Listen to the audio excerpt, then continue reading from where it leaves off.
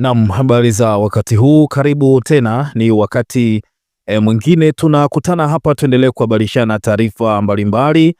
Pasina shaka upo salama kabisa.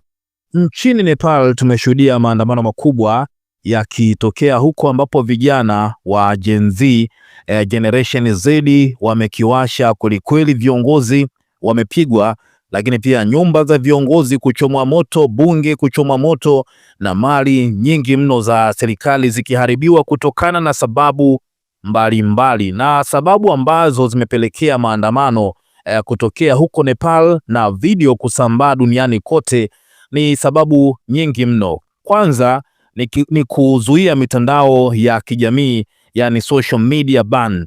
Serikali ya Nepal ilizuia mitandao ya kijamii kama vile YouTube, WhatsApp, Facebook, Instagram pamoja na mitandao mingine, jambo ambalo likawa limeibua hasira mno kwa vijana huko Nepal.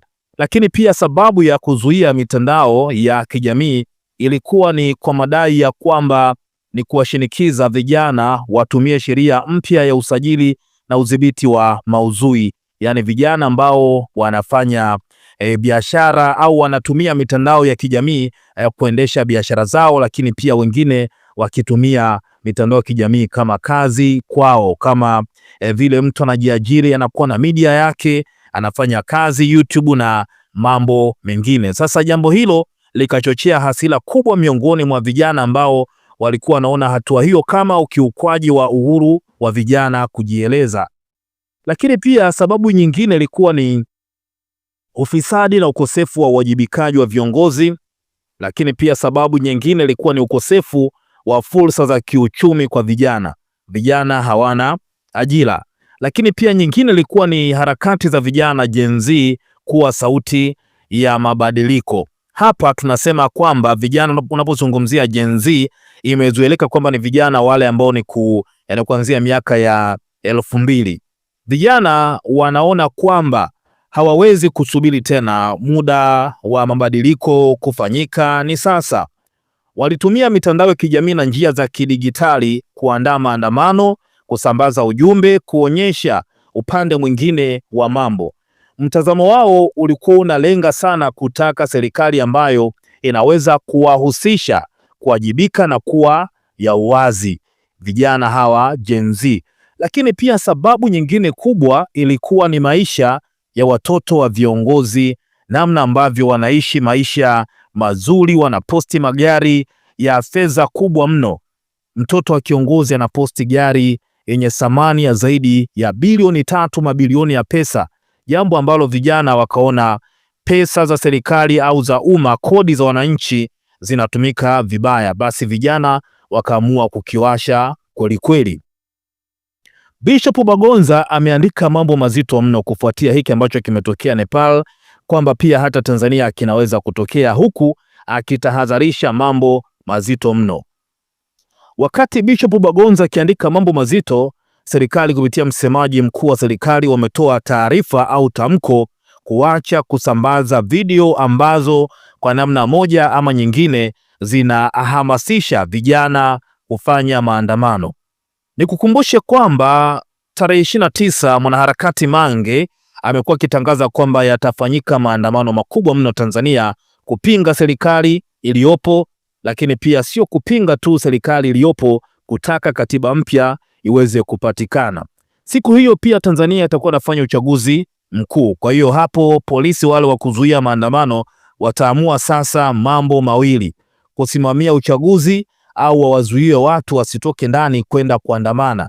Utajuaje kwamba huyu mtu anakwenda kupiga kura au huyu mtu anakwenda kuandamana? Kwa hiyo mambo si mambo, tusubirie kuona hiyo siku itakuwaje, ambapo mitandaoni tunaona mambo ni hayo. Lakini pia wanaharakati kama Mange pia amekuwa akitumia video za Nepal kuhamasisha maandamano, kwamba kama vijana hawa wameweza kufanya jambo hili, vijana wa Tanzania wanashindwa kitu gani? Sasa hapo ndipo serikali ambapo imetoa tamko kwamba watu waache kutumia video hizo ambazo zimeonesha namna ambavyo vijana wa Nepal walivyofanya maamuzi magumu mno. Viongozi wamepigwa kule, lakini pia nyumba zao kuchomwa moto na wengine kukimbia kuepuka kipigo kutoka kwa vijana Gen Z ambao waliandamana huko Nepal. Kwa hiyo tutaangalia hapa alichokiandika Bishop Bagonza kwa kiundani zaidi, lakini pia tamko la serikali kuhusu maudhui ambayo kwa namna moja ama nyingine yanahamasisha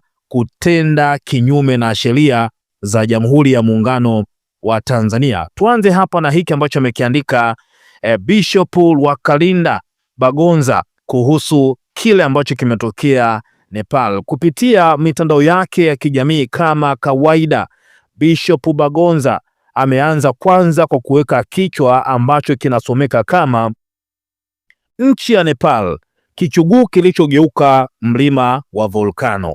Kuna mengi ya kujifunza hapa kupitia kwa Bishop, na mara nyingi sana huwa anasema unapomsikiliza Bishop hakikisha kwamba kichwa chako kimekaa kwa kutulia. Anasema kwamba nchi ya Nepal iko bara la Asia, iko katikati ya China na India. Umaarufu wake mkubwa ni mlima ukiwamo wa Everest ambao ni mrefu kuliko milima yote duniani. Umaarufu wake wa pili ni umasikini uliopindukia. Mtoto mpendwa wa umaskini ni rushwa na matumizi mabaya ya madaraka. Wiki hii nchi hii maskini imepamba vichwa vya habari duniani. Ameainisha mambo hapa kadha wa kadha kwa kuandika namba.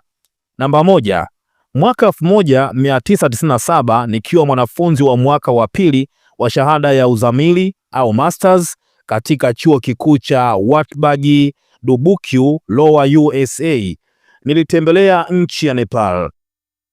Namba mbili, pamoja na wanafunzi wenzangu tulienda kufanya kazi ya kujitolea kupitia shirika la Habitat for Humanity.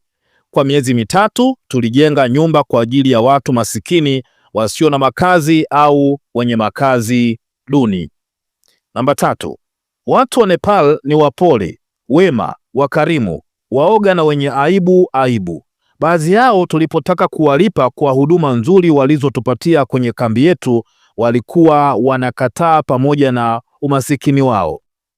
Namba nne, nchi ya Nepal ilitawaliwa kwa miaka mingi na mfumo wa kifalme, yani monarch. Tulipofika Nepal mwaka 1997 walikuwa na miaka 7 tangu waufanye mfumo wa kifalme kuwa wa kikatiba, yani constitutional monarch. Namba 5, mwaka 2008 Nepal ilipata katiba mpya iliyofutilia mbali mfumo wa kifalme na kuwa jamhuri ya Nepal. Namba 6, mfumo ulibadilika lakini watu hawakubadilika. Zambia, rushwa na matumizi mabaya ya madaraka viliendelea kama kawaida. Umasikini uliendelea na zaidi ya 70% ya raia, hasa vijana wasio na kazi, walikuwa wanaishi kwenye madampo kujitafutia riziki. Namba 7, ikiwa mtu aliokota vitu kwenye madampo na kwenda kuviuza mitaani, alikamatwa na kutozwa ushuru. Wafanyabiashara wakubwa walilalamika juu ya machinga na serikali ikatangaza kuwa machinga ni uchafu. Namba 8, operesheni mbalimbali zilipita na kuharibu mali za watu masikini na mitaji. Wabunge wa kuchaguliwa waligeuka na kuwa sehemu ya serikali, kwa hiyo watu wakakosa watetezi. Kukosa matumaini, yani hopeless, kukazagaa kila mahali. Namba 9, pato la nchi ya Nepal hutokana na kilimo na utalii. Wafanyabiashara na madalali wa mazao ya kilimo wakatajirika kwa kilimo, huku wakulima wakizama zaidi katika umasikini. Utalii ukayanufaisha makampuni ya kigeni yanayopeleka watalii huko Nepal pamoja na makampuni ya viongozi wa serikali.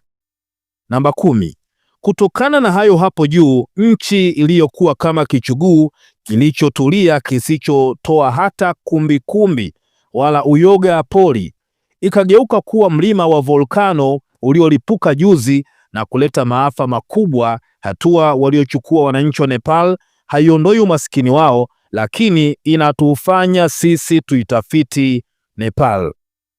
Anamalizia na kuandika, tunajifunza. Unaweza kuwadharau siafu kwa udogo wao, lakini utafanya kosa kubwa kuwakalia kwa makalio yasiyofunikwa. Hata ushuzi utakaoutoa kwa kung'atwa na siafu hauwezi kuua siafu hao. Adhabu ya kuwadharau wakubwa ni ndogo kuliko ya kuwadharau wadogo. Turudi mezani, tupigane busu katikati ya tofauti zetu. Kamaliza kuandika hivyo Bishop Bagonza kufuatia maandamano makubwa, na hapo ukiangalia ameposti picha za maandamano ambayo yametokea huko Nepal na watu wengi wametoa maoni yao hapa. Tupitie baadhi ya maoni mawili matatu, halafu tuangalie taarifa ya serikali kuhusu video kama hizi za Nepal ambazo zimekuwa zikichapishwa kwenye mitandao mbalimbali ya kijamii. Huyu wa kwanza anasema kuna mtu anajiita Yona pale Chalinze amesoma andiko la askofu mara mbili na comment ya Edward mpaka sasa ameingia chooni mara 4. Mwenzie akinyolewa tia maji. CCM inawahusu na mwaka huu hatuwaachi. Mwingine akasema kwamba Bishop Kalikawe Kalinda Bagonza, our critical spiritual father and leader, at time jamii yoyote itafika walipo Nepal, ukandamizaji haufai. Na furahi nimekuona katika mkutano mkuu wa UEM kupitia Upendo Media, siku zote nabarikiwa na wewe. Mwingine akasema kwamba una hekima sana baba askofu, endelea kubarikiwa. Lakini pia mwingine akasema kwamba turudi mezani, tupigane busu katikati ya tofauti zetu, we well addressed. Lakini pia mwingine akasema kwamba amen, wanyonge huwa ni wanyonge, ila ukiwanyonga wanyonge wenzao uwaibia na kuwatesa, siku wanyonge wakijikusanya vyote huona ni vinyonge vya kunyonga. Umoja ndo nguvu ya unyonge uliosalia, na hufanya maajabu yasiyotarajiwa, hadi mjengoni huingia. Hawa ni baadhi ya watu ambao wametoa maoni. Comment ni nyingi sana, lakini ningependa hapa tupitie taarifa ya serikali kuhusu watu ambao wamekuwa wakichapisha videos ambazo zina maudhui ya kuhamasisha mambo ambayo yanakwenda kinyume na katiba ya Jamhuri ya Muungano wa Tanzania. Hii ni taarifa ambayo inasomeka kama ifuatavyo. Taarifa hii imetoka leo Septemba 14 mwaka 2025. Katika siku za hivi karibuni kumeibuka vitendo viovu vinavyofanywa na baadhi ya watu wenye nia ovu kwa kusambaza picha minato na picha mjongeo kwenye mabano video za matukio ya zamani. Maudhui ya picha na video hizi yanalenga kuleta taharuki, kuogofya na kutisha amani ya wananchi, jambo ambalo ni hatari kwa usalama na mshikamano wa taifa letu. Baadhi ya picha hizo zinaonyesha maandamano, matukio ya uhalifu, watu walioumia au waliopoteza maisha, na zinatolewa katika muktadha wa kupotosha au kuchochea hisia hasi miongoni mwa wananchi.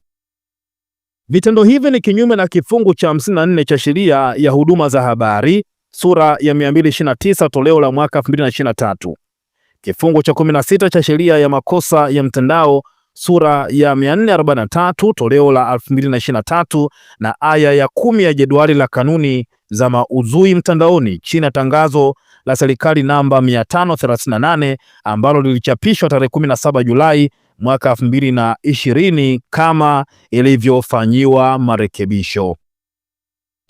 Wananchi wanaaswa kujiepusha kusambaza au kushabikia maudhui hayo kupitia mitandao ya kijamii au njia nyingine yoyote ya mawasiliano, kwa kuwa kufanya hivyo ni kushiriki katika uhalifu wa mtandaoni. Usalama wa nchi ni jukumu la kila mmoja wetu. Tushirikiane kulinda amani na utulivu wa taifa letu kwa kutumia mitandao ya kijamii kwa ushirikiano kutoka kwa wananchi wote katika kuhakikisha maudhui ya aina hii yanakomeshwa mara moja. Aidha, serikali kupitia vyombo vyake vya usalama tayari imeanza kuchukua hatua, ikiwa ni pamoja na kuwatambua na kuwafuatilia wale wote wanaojihusisha na vitendo hivyo. Hatua za kisheria zitachukuliwa bila kujali hadhi au nafasi ya mtu yeyote atakayebainika kuhusika. Imetolewa na Gelson Msigwa, katibu mkuu Wizara ya Habari, Utamaduni, Sanaa na Michezo na msemaji mkuu wa serikali. Hii ni taarifa kwa umma, taarifa ya serikali kama nilivyo kuambia. Sasa una nafasi pia ya kutochea maoni yako, lakini pia unadhani Tanzania tuna kitu gani cha kujifunza kutokana na maandamano ambayo yamefanyika huko Nepal. Tuchie maoni yako hapa, lakini kubwa kwa alichokiandika Bishop Bagonza, pia una maoni gani? Kubwa, endelea kutufuatilia hapa kwa taarifa mbalimbali.